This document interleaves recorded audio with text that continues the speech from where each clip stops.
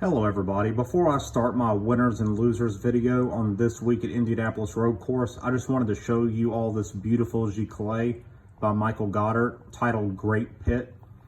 This work is a beautiful hand embellished giclée. If you're wondering what that means, a giclée is just a fancy word for print.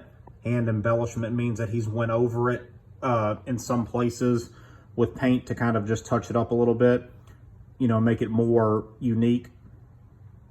I got this work from Parkwest Gallery.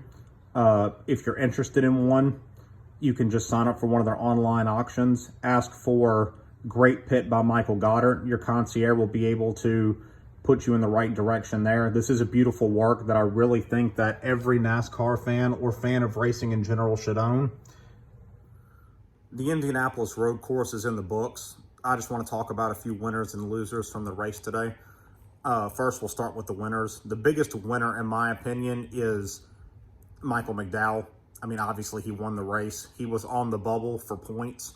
That's no longer a concern anymore with this win. Him in front row dominated the race today, leading 50 laps.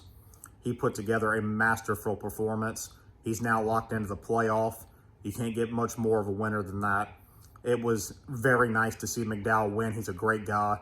Great family man. It was wonderful to see him and his family in victory lane for a second career win. And this coming after they extended him a few days ago, so he will be back in the 34 next year. He just made their contract extension look really great with this win today. He's been flirting with the win at road courses for a while now, and he finally got it. Congratulations, proud of McDowell. The next big winner would be Shane Van Gisbergen. Top 10 finish, he finished 10th. It's only his second race. He won at Chicago. He finished 10th at Indy Road Course against NASCAR regulars who've been in this position multiple times. He also signed a development deal with Trackhouse where he's going to run multiple races in lower series to get used to ovals before he's bumped up to Cup.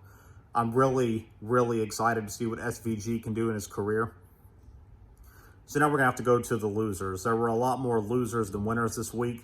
The biggest loser of the week for me is Bubba Wallace. He is now the bubble driver with 2 races left. We have Watkins Glen coming up. Chase Elliott desperately needs a win to get into the playoffs. He should be the favorite this week at Watkins Glen. Then you have Daytona after that, which is a complete wild card. Anybody can win there. You can throw a dart at a board and pick the winner better than the experts can at that track, especially with it being the race before the playoffs. You know everybody's going to try to win to get in. So now he's in danger with 2 races coming up. He's not a very good road racer. I don't expect him to be a threat at Watkins Glen. I mean, he very well could win Daytona. He does have a career win at Super Speedway already, but for today, Wallace is probably the biggest loser. The second loser is Chase Elliott, coming second today. He did run McDowell down in the last lap, but he couldn't get close enough to pass. Now, Elliott has 2 races left to race his way in. He will need a win to get in. He's not going to be able to get in on points anymore. I'll say his saving grace, though, is his best track, Watkins Glen, is next week, and he should be a heavy favorite for that race. The reason I think he's a loser is because he could have locked himself into the playoffs this week. He come in second, but, he's not in a bad position with his best track coming up. The third loser of this week is probably Daniel Suarez. Like everybody else, he needs a win to get in to be completely safe. He had a car that could have won this week. Bad pit stop took him out of the race.